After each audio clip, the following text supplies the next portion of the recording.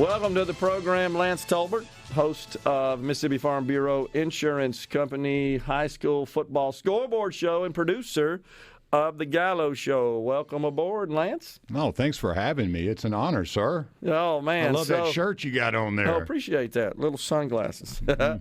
Well, first, before we talk about the Scoreboard Show, are you enjoying the producer gig? I'm having a blast. You can't ask for more. To work with people like Nellie and Buddy for about a year, I've been working with them. So, it's been very good practice on Saturday, getting up, getting here, having a good time. And Dixon has been kind enough to let me learn control and logs and working ball games. And Will's thrown this at me and that. So it felt like it was time if Perez was going to step out and they were going to give me the opportunity. I remember when Will asked, he goes, "What do you think about 6 a.m.?" So, man, I can whatever you give me to do, I'm going to do it full force and bring the energy. So I think some of our guests are like, "Man, are you already on a pot of coffee?" No. But my thing is, I just want to bring the energy to the job that it deserves. And I know Paul has been so complimentary on air, and he's been extremely focused on way he wants to go, and he's willing to take suggestions. I love his mentorship, so I can tell you I've got a lot to learn. I get blown away every time I hang out with Rhino. He's just so good at his job. Will, when you watch some of these guys do it, Borky, I've got a long way to go, Gerard, but I'm going to get there. Yeah, well, good. It is a bunch. There are a bunch of professionals around here. It is. It's more difficult work, I think, that meets the eye. And, I would say that that's a testament to the quality of the content from the network when our audience doesn't really realize. We don't want them to realize all the heavy lifting that goes on behind the scenes. We want that to be totally seamless and transparent, and for just the shows to produce good content and for our audience to have a great experience. That's what it's all about. Hey, if you can make it look as easy as you guys do, there is somebody in the booth trying hard to make that happen. But it's an honor for all of us, I think, to be a part of such a great organization that has so much talent and has so many ways of getting the news and information out to the people in Mississippi. And that kind of leads us into, if you're looking for a ball game tonight to listen to, go to our website, go out to the app and check out. We have quite a bit on. And, it's just one of those things when you're looking for content, we've got it. It depends on what you're looking for. No doubt. A wide variety of it for sure.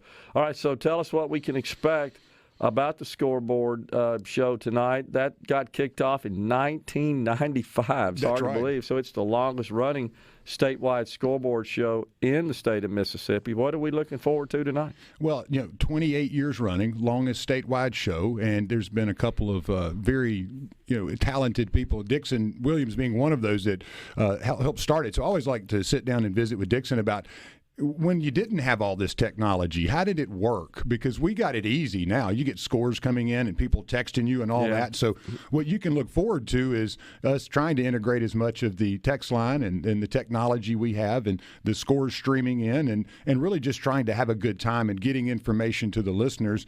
A lot of the games are starting at 7:30, so some of those may be, as far as scores go, may not be reported by the time we get off air, but after a couple or 3 weeks, that seems to tighten up a little bit. So, the thing you want to really mention a little is the 2022 state championship that happened, that really finished us off, where 6A Starkville, they won it, and Picayune won the 5A, Louisville the 4A, Raleigh 3A, Scott Central 2A, Bay Springs 1A. All those teams are going to be very good again this year, and there has been reclassifications all over the high school public side. And so it's a very big juggling game for all of us that we're comfortable or getting that way with the way the classifications worked, the structure of the regions. That's all thrown out the window now. So we have 7A now, right? We have 7A now. And one of the oddities with that is 7, 6, and 5A have 24 teams that are in that. And it was around 30. So you had some jockeying there.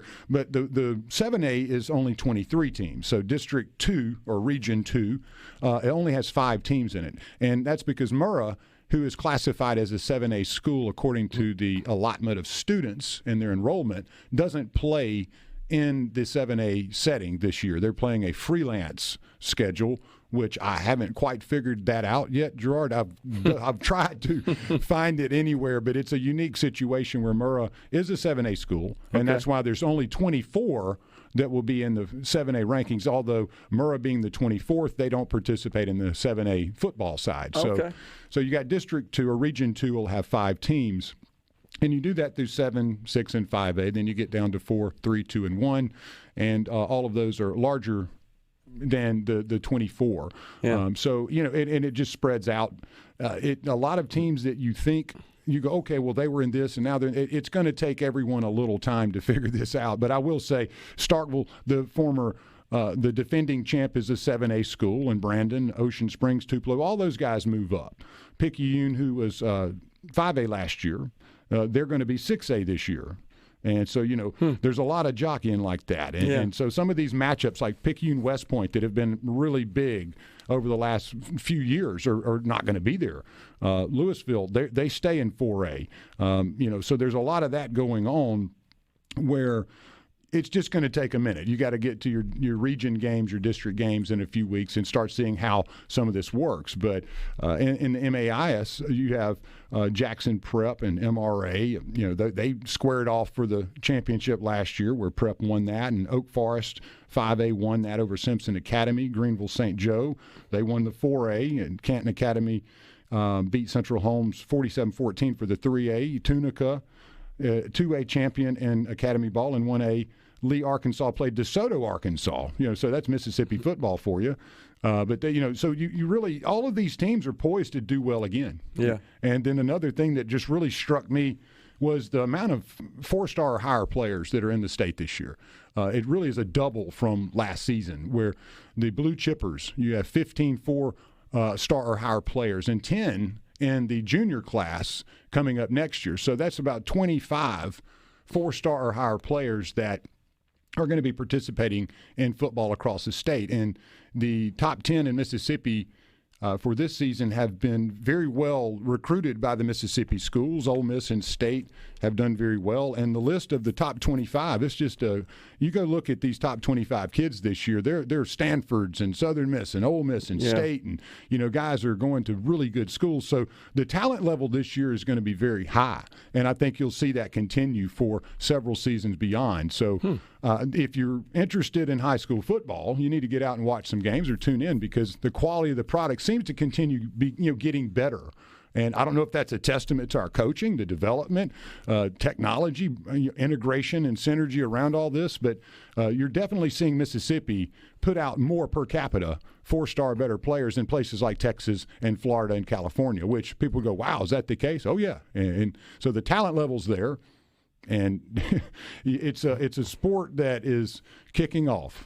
Just saw where 4-star athlete Norreal White just committed to Ole Miss, selected Ole Miss over Mississippi State. That was about 10 minutes ago. Well, yeah, I did not catch that, but you know, that's one of those points I'm making. He's down the list a bit as far as, you know, out of these 25. 4-star down the list. He's 11th, you know, so I mean, that ought to tell you. And he's one of the best players in the state, a kid that's at St. Martin, and you know, again, a really great player. And his recruitment has been somewhat of a, you know, it's he's had a good time with it, I should say. And so no one really knew what he was going to do. So that's good news for Ole Miss that he chose the Rebs, because the Rebs have loaded up on defensive line and wide receiver in this class so far. And State seems to be doing much the same. Yeah. Is there any special accommodations for the games getting kicked off given the heat? They've bumped some of them back. I believe the Oxford-Lafayette crosstown rivalry actually starts at 6, so they're getting started a little early. But most of these games are going to be 7:30, and I believe there's an 8 or so start in there. But, you know, the heat's rough. They did this breaks, last year. Any kind of required breaks? I believe they'll have water breaks required as last year. Yeah. And, you know, just trying to beat the heat a hair. I mean, 8 o'clock is still 90-something degrees, so, but at least you may get a little breeze or something.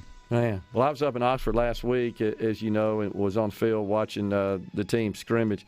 Man, I don't see how they do it. It's incredible. Yeah.